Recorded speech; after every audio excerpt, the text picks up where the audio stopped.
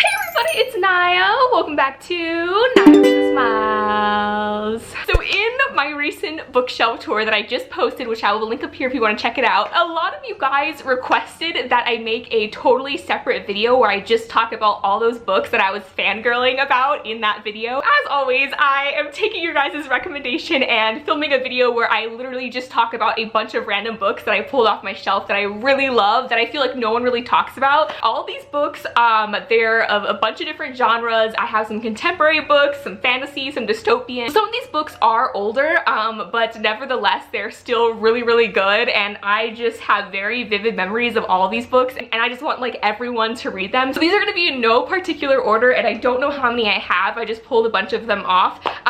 So yeah, we're just gonna go all through them and fangirl and have a good time. The first two books I have here are by the same author, and they're two books in a duology, but they're kind of like an anthology duology. I'm not sure if that's the technical term for it, but basically you can read these books out of order and still completely understand what's going on in the books. Shipbreaker and The Drowned Cities by Paolo Bacigalupi. So these books came out back in 2010, but I read them in like 2011, 2012. They are so good and so underrated. Like, Paolo Bacigalupi is like one of the most underrated authors in my opinion. Both books take place in a, I don't want to say dystopian America, because it's not dystopian in the sense that everything's high tech and everything's advanced and there's all this advanced technology. It's actually quite the opposite. The world has gone really bad. It's like survival of the fittest. In the first book, we're following our main character Naylor, and he is a shipbreaker, which basically means he goes on to these different like shipwrecked ships and basically strips the copper from them to get money. It is an incredibly dangerous job, and in this sort of futuristic America, like kids or orphan kids are mainly the ones who take these kind of jobs because they really have no other way of surviving. He ends up coming across this ship and a gold mine. He finds tons of oil still inside the ship, which is really valuable in the future, but he also finds a survivor. There's this girl on the ship who's still alive, so he has to decide between taking the oil and the copper and getting sort of rich. I'm sure you can figure out what he decides to do, but he later finds out that this girl is very wealthy and might be able to still get him a fortune. But in the second book, we're in the same world, but we're following a completely different character. We're following a girl main character, and she is like the assistant to this doctor, and she ends up getting kidnapped by a group of soldiers in this world. Also, there's like half people, so like half human, half animal people. It's real weird, real gritty, real dark. I just remember reading these books, and then I remember it being a lot darker than most young adult books at the time. The setting of the second book takes place more in like a jungle sort of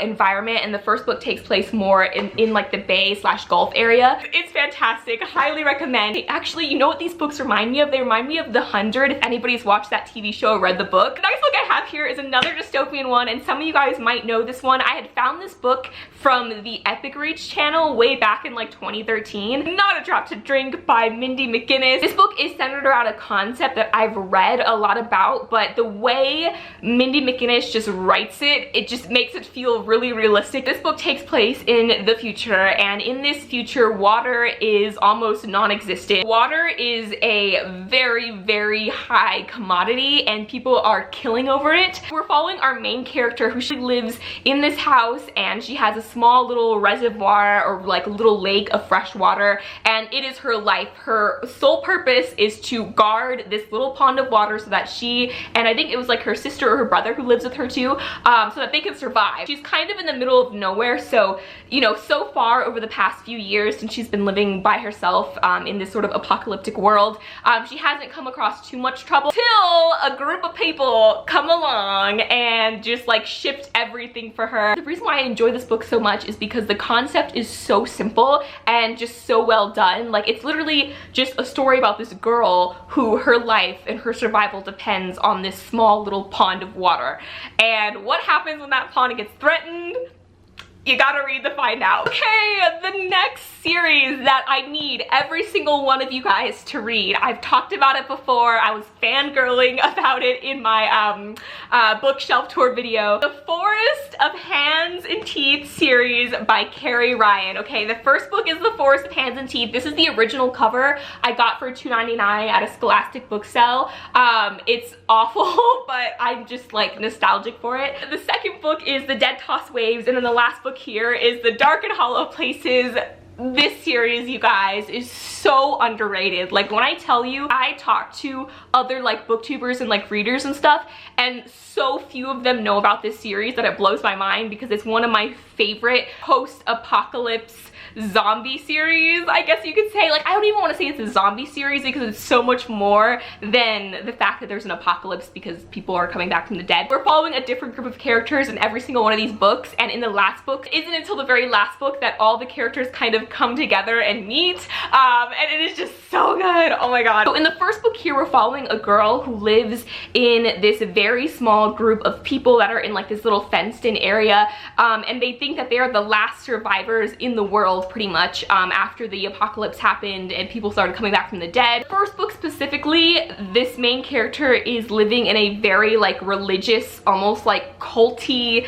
group of people that have survived the apocalypse, and for anyone who's watched The Walking Dead, it's kind of okay, no spoilers. Something happens and she ends up leaving the camp, going outside of the fence, and has to survive with a group of people out in basically the forest. Anyways, that's all I want to say, but just know that this story is so much bigger than that, and the thing that I love about this whole series is that it's so focused on the characters, and I just fell in love with the characters, and this last book specifically ended in such a cliffhanger for me, and I was in tears reading it. Even if you don't like the first book's really short, honestly. It just feels like an introduction into the world. Like, please continue on to the second and third book, because her writing just gets so good, and the characters, like, they just build and build, and by the end of the series you're just like left in tears, and you're like, how could it end like this? It's just, oh my god, it's fantastic. It's an emotional roller coaster, so just a warning. And just binge read it over a weekend, and then DM me so we can chat about it. Okay, the next book I have here is another oldie but goodie for anyone who's like in a reading slump. This is like the kind of dystopian book that was in the sort of 2010 to 2013 era. Again, a really simple concept, but just so well done. Adam and Eve by Michael Grant and Catherine Applegate. Some of you guys might know this book. It was popular for a little bit, for like a hot minute when it first came out. Really short book. This book, we're following our main character named Eve, and her mom works for this like really advanced tech company, and basically her mom creates this software that allows people to create their own person, or like their own AI, robot, human. In order to test it, the mom gives the software to the daughter and says, I want you to create like the perfect person, like the perfect guy. So she basically gets to create this person who, as you can guess, is Adam. I really enjoyed this book. I had a lot of good laughs reading it. Yeah, I feel like it's really underrated and should be up there. On the topic of reading slumps, okay, this book here was awful. Like technically, like plot wise, writing wise, like it's not a good book. But if you are in a reading slump, this is one of the best books that you can pick up and read, because it will just, you will die laughing. It's one of those books that's just so bad it's good.